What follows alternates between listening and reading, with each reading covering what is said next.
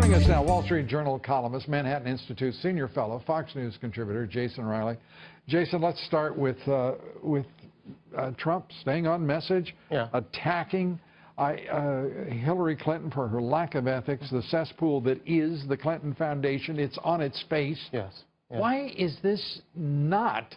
Why aren't the leaders of the Republican Party helping Trump point straight at the foundation and her? This is about Trump and Trump's ability to stay on message. Right now, he's in a groove. He's on message. Let's see if he can stay on message. And when he does, I think it helps him because he's winning on a lot of the issues, whether it's the economy, who can best protect the country, and so forth. So if he can stay on message, take advantage of this drip, drip, drip of the Clinton Foundation scandals, the email scandals, and so forth, and keep the focus on the issues and on his opponent and not on himself, I think he'll be fine, Lou. Is it a distraction to turn to the issue of immigration in the midst of all of this? Do you think he could have waited? Someone was whispering in his ear that he needed to change his tone on that. Someone decided he needed to pivot somewhat on that, and I assume that's why he did it. It's been the centerpiece of his campaign, and I don't think there's a real downside to it, Lou. I think the people who are voting for Trump based on immigration he's not going to lose them. I think there's only an upside to doing this. And the fact is that as a non-politician, adapting, it's a very fine line he's walking, adapting to new circumstances and influences. But that's what you do. Well, I mean, you run in the primaries. You run in the primaries typically to the right, or if you're a Democrat, to the left, and then in the general election, you start to come back to the middle. Why aren't Paul Ryan and Mitch McConnell vigorously out there as well? Well, I think they're looking at the numbers in the Congress, frankly, the Senate seats that are up, the House seats that are up, and they want to preserve their fiefdoms there. They're looking out for their members. Do these people not understand that they're going to hang with, either separately or together? Well, it depends. It looks like it depends on the race. If you're in Ohio, you might be in a different circumstance than if you're in Pennsylvania or Wisconsin. And I think that's what a lot of these officials who are up for election are looking at. They're trying to localize the race, and that's what these are the same geniuses who were bailed out by the Tea Party in 2010, and the same geniuses who've lost 2 presidential elections in a row.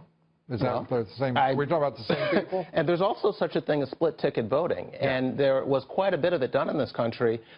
There is a history of that happening in this country, and some people are predicting that. No, it's not recent history. It's back in the 90s. Yeah, and we moved on. We'll see. Well, I want to turn to, if we can, Hillary Clinton and the scandal at the Clinton Foundation.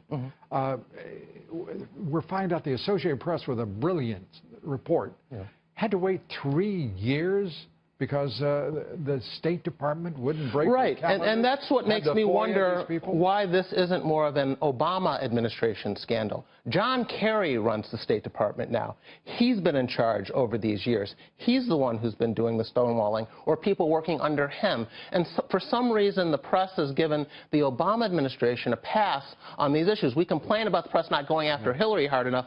What about going after the Obama administration? This all happened on their watch. All on their watch, and there's one common theme here. They're all, whether Obama or whether Clinton, they're all within the purview of the State Department, which seems to be a fiefdom which she has considerable influence over. I want to ask you this. Kellyanne Conway, the first woman to lead a Republican presidential campaign, she says that there are shy voters, undercover voters, who will make the difference in this election for Donald Trump, irrespective of the polls. What do you think? Well, I think, in my experience of covering politics, if you're complaining about the polls, your guy's probably losing. And when Trump was up in the polls, he cited them constantly. He couldn't speak 2 or 3 sentences without telling you how well he was doing in the polls, Lou. We all heard it. I'm winning in the polls. That's what he would say constantly. Now that the polls show something different, pollsters are weighting things wrongly. People are hiding their real beliefs. I think it's a sign that their guy is down. All right. Jason Riley, always with great insight and perspective. Thanks for being here. Thank you. Appreciate it.